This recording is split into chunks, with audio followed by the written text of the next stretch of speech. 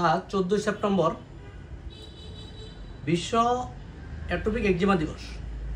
এবারের প্রতিপাদ্য বিষয় আওয়ার স্কিন আওয়ার জার্নি, আমাদের ত্বক আমাদের যাত্রা। এই বিষয়টি মূলত একজিমা আক্রান্ত ব্যক্তিদের অভিজ্ঞতা, তাদের সংগ্রাম এবং তাদের দৈনন্দিন জীবনে ত্বকের প্রভাবকে তুলে ধরে।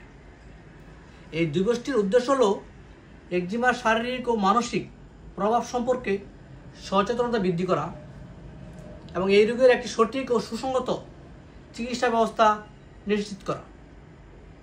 আমাদের সমাজে প্রতি 10 জনে একজন জীবনের যে কোনো সময় একজিমায় আক্রান্ত হন।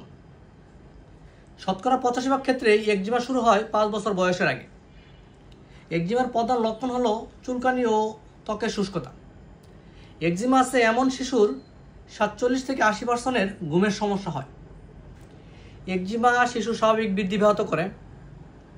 একজিমা অস্বস্তিকর, দীর্ঘমেয়াদী, তবে ছোঁয়াচে নয়।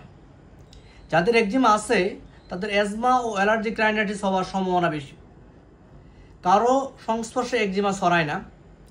একজিমার অত্যাধুনিক চিকিৎসা ব্যবস্থা আছে। প্রয়োজনে আপনি একজন চর্ম ও যৌনরোগ বিশেষজ্ঞের পরামর্শ নিন এবং সুস্থ থাকুন। ধন্যবাদ।